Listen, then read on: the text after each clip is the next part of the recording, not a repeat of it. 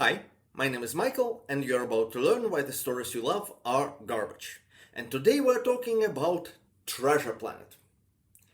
Well, this story isn't absolutely terrible, I admit it. However, there are lots of things that it gets wrong, and that is somewhat baffling since there is another story very similar to this which gets all those things right. And the creators of the Treasure Planet movie definitely knew about it. I'm talking, of course, about the book Treasure Island, which this movie is based on. And here's the thing I said before, and I'll say it again, an adaptation is its own thing. It doesn't have to follow the original exactly or even closely. Changing things is not just normal, it's preferable. The problem with Treasure Planet is almost that it doesn't change things enough. Despite a completely different setting, it follows the general plot of the original so closely. You can directly compare its scenes and characters to the ones of the book, and the movie pretty much always fails. The original story's brilliance manages to shine through sometimes, but the rest is composed of the most overused Disney cliches, and they don't really fit. We work with what we have. Let's start with the good guys. In the original, the Whiteheads fit almost perfectly into the five-man band trope. Sadly, TV tropes changed that page to a completely generic definition of a group of five people, but it used to be a really interesting device. It did have a group of five people for sure, but it also gave each one a specific role to play. So let's discuss them, starting with the leader. This is more or less self-explanatory, I hope. In the book, the leader of our band is Captain Alexander Smollett. Technically, he's hired to lead the crew, he's the passenger's employee, but pretty much everyone agrees that he is the guy who knows what to do and should be in charge. In the movie, that role goes to Captain Amelia. Now, this is one of the benefits of setting a story in a more advanced time. In Stevenson's times, it was pretty much impossible for a woman to be a ship's captain, well, unless it's a pirate ship, which Stevenson's Hispaniola was not. It's your womb. It's kinda curious, however, that no other sailor on board seems to be female. Makes you wonder, how did Amelia become a captain? They didn't make me captain just because I look good behind a desk. Fridge logic aside, though, for the first half of the movie, Amelia did great. The supernova scene, which doesn't really parallel anything in the original, showcases her skills decently. Then she does well during the escape from the ship. But as soon as the escape boat lands on the planet, Captain Amelia turns into a damsel in distress. And don't get me wrong, it's a kind of thing that can happen, but I find it strange that the movie made such a choice. Even in the scene when she and Delbert escape from captivity, she doesn't contribute anything. As if the movie suddenly remembered that the woman should be a delicate flower, not a badass commander. And later, Delbert even snaps at her. Will you just let me try? Which is... do you even remember who you're talking to? Speaking of Delbert, to be honest, most of all, he reminds me about Brother Gilbert from Dragonheart. Turn the other cheek, brother. He is similarly buffoonish, becomes a great shooter with no training, and even his name is similar. But nominally, he combines two characters from the book. The first is the Lancer of the group, Squire Trelawney. In the book, he's a rich man who finances the expedition, and in the beginning he's kind of a comic relief who can't keep his mouth shut. Later, he too is revealed to be an expert marksman, although he likely acquired his skill during his travels. The second is Dr. Livesey, the smart guy of the team. In the book, he is a former military officer, a medical doctor, and a magistrate. Delbert inherits his scientific knowledge, but not much else. And here is a perfect example of the movie following the plot of the book too closely. For whatever reason, Delbert is completely fine with making Jim Hawkins, our protagonist, a cabin boy. And I don't know why.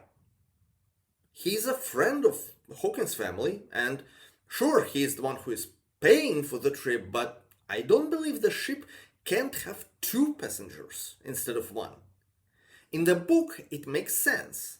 Neither Trelawney nor Livesey are close to Jim. Livesey knows Jim by name and acts friendly, but they aren't on the same social level. Livesey is what was called a gentleman back then, while Jim is from a poor family. Of course, he doesn't get a passenger's bunk.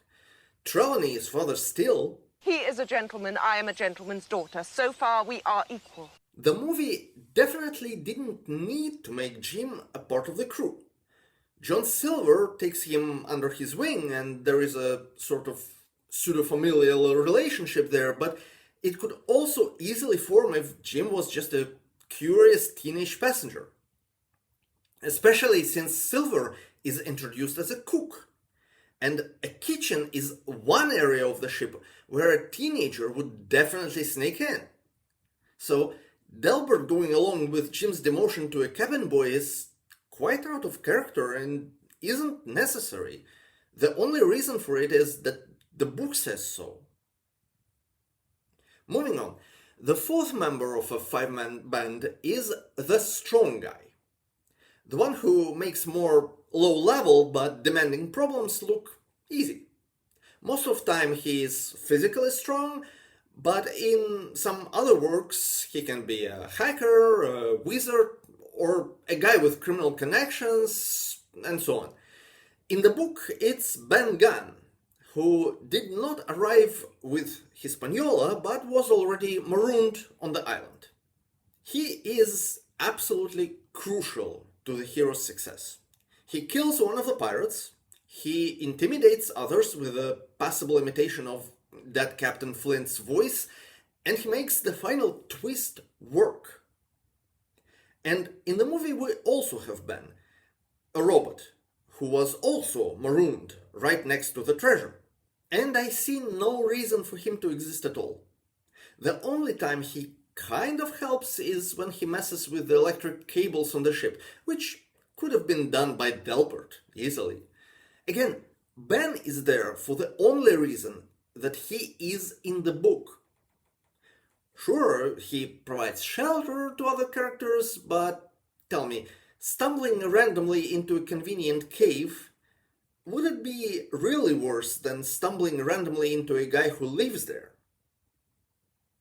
Finally, we get to the fifth member of the band, the heart. The emotional glue making everyone else stick together. And both in the book and here, the heart is the main character, Jim Hawkins.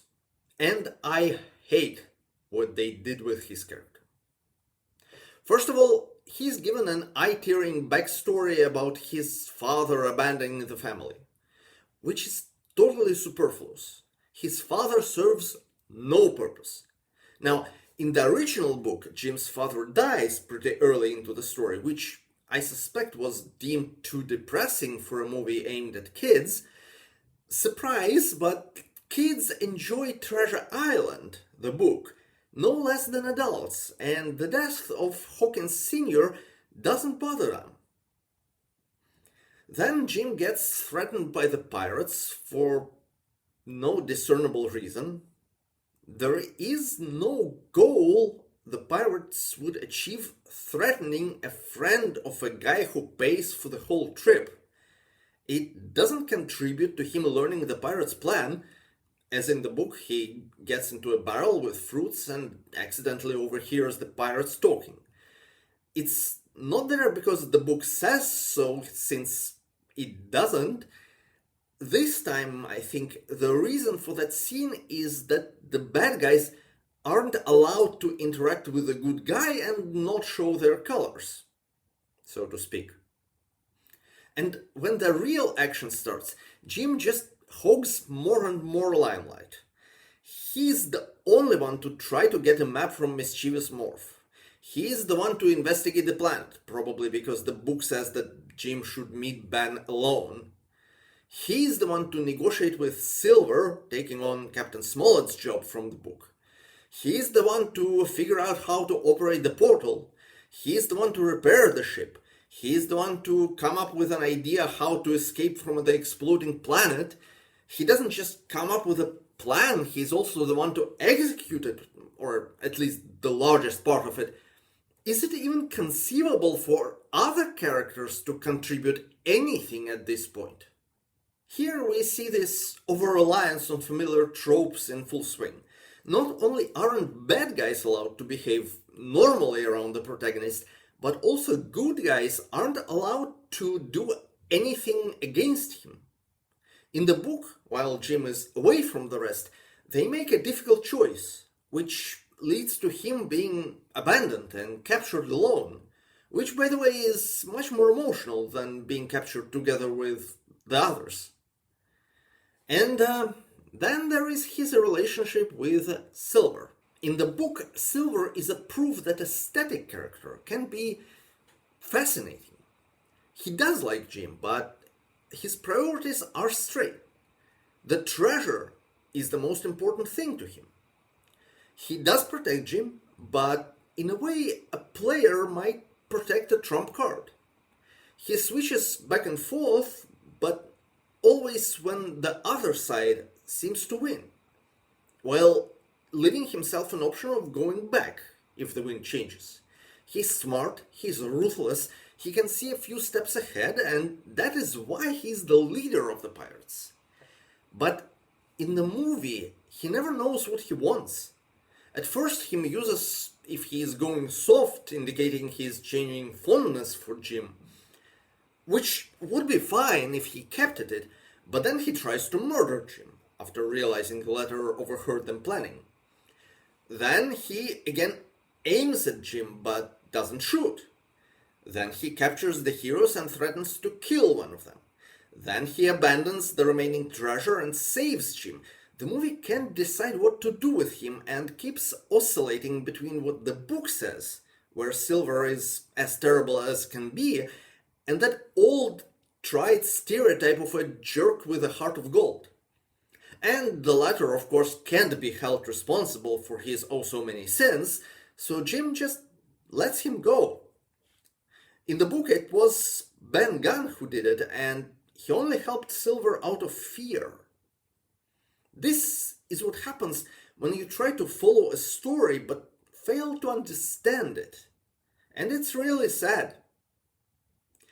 If you want to see an awesome animated adaptation, look for the old Soviet one. I'll leave the links in the description. It also follows the general plot of the book, but when it deviates from it, it's willing to go completely bonkers. That's all I have to say. We'll see you next time. Bye.